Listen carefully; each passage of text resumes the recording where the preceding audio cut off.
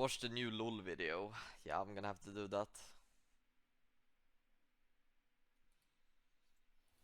Everyone is talking so much about it. Let me see what the hype is about. Is it this one? 2024 Gameplay Spotlight League of Legends? Is it that one?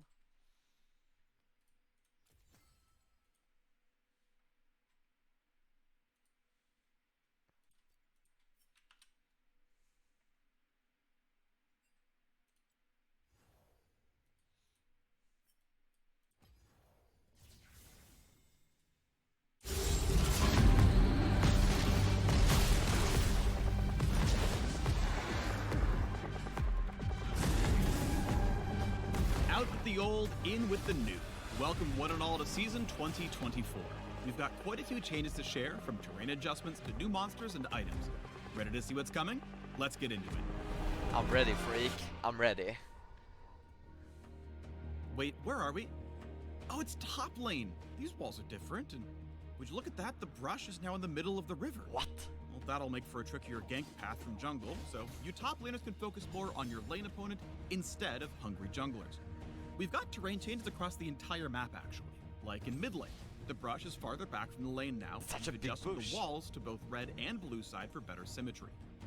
Overall, these adjustments should make it a little safer to play a variety of champions in mid lane, especially those mages with zero dashes.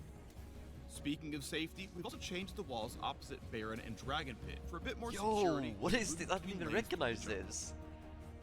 Finally, in bot lane, there's a new gank path on red side to make the map more symmetrical. We've also shifted the brush to the middle of the river, so both teams can more reasonably fight for vision control. Look alive down there. New monsters. New jungle paths aren't the only thing to keep your eye on this season. A new void monster has found its way to the rift. During the early game, a camp of 3 void grubs will now spawn inside the Baron. Cox. When you attack a grub, smaller void mites appear to join the fight. Killing one of the void grubs grants a permanent buff to your entire team that deals damage over time when attacking turrets. For every grub you slay, the buff becomes more powerful. After the first 3 grubs are killed, 3 more will spawn a few minutes later. If your team manages to kill all 6, then you unlock the maximum buff. When you attack a turret, you'll apply the damage over time and spawn some void mites of your own to help take it down. Keep in mind that these grubs are an incremental camp, not all or nothing. So slaying even one can give your team a small boost and keep the enemy from collecting all 6. Rajot. At 14 minutes, any remaining grubs disappear and the beloved Rift Herald enters the game with a fresh new look. Maybe they're born with it, maybe it's the hideously vile influence of the void from whence they came. If you slay the Herald, you can summon them as before to march down lane and whack turrets. Or, any member of your team can hop on board to play Summoner's Drift, steering the monster as they charge forward like a battle sled. Ramming Herald into a turret this way deals some extra damage, and you can run into enemy champions to damage and knock them up. On collision with terrain or a turret, the driver pops out nearby, and the ability to steer goes on cooldown. This cooldown resets if you hit a turret, but takes longer if you hit a wall. All aboard the Shelly Demolition Train. Now let's talk about... what was that?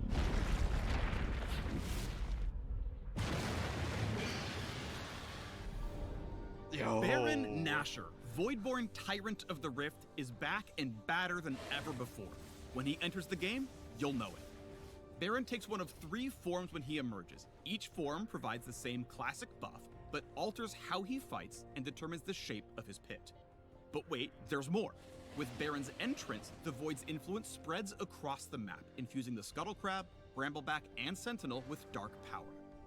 Voidborn Scuttle Crab becomes tankier and tougher to kill.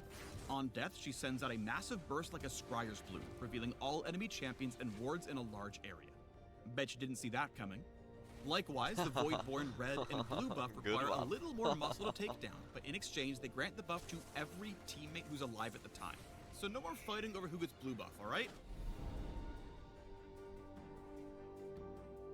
Speaking of cool new buffs, let's talk Infernal Rift.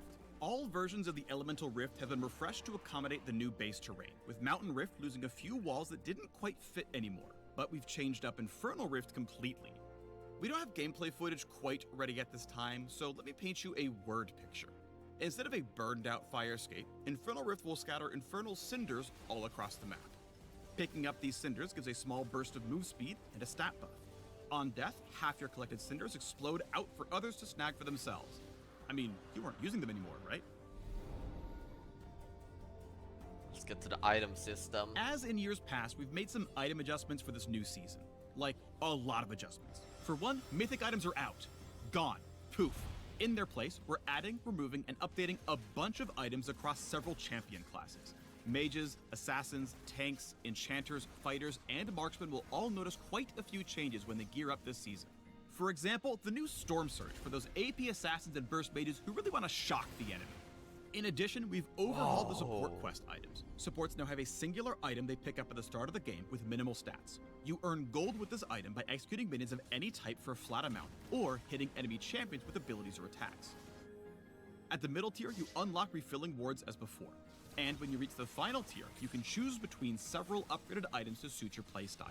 Whether you prefer protecting your carry or more aggressive support tactics, we've got you covered.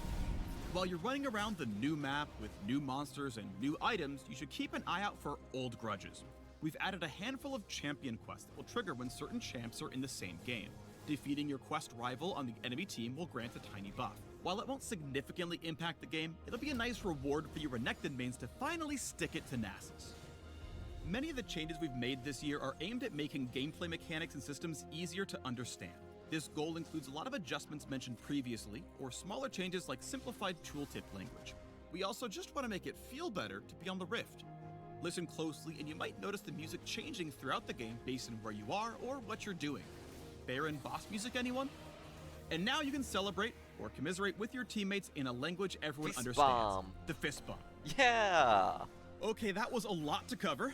In summary, new terrain means new gang paths in every lane, Void Grubs are now a thing, you can now drive the Rift Herald into battle, Baron looks scarier, and the Void is everywhere. Infernal Rift is totally changing, there's a bunch of new items, some champs are bringing their beef onto the Rift, and fist bumps explode into sparkles and fireworks. Phew, got all that? Good. If you want all the nitty-gritty details, we unpack everything in the article linked below. So study up, friends, and we'll see you in January when Season 2024 kicks off. I'll see you then, freak. I'll see you then.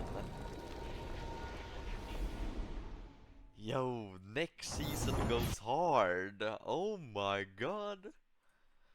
Yo guys, if you haven't already, make sure download League of Legends, queue up for a game. Telling you guys, this game is looking good next season. I am up to 14,800 points from only betting on wins. Keep up the good work. Love you.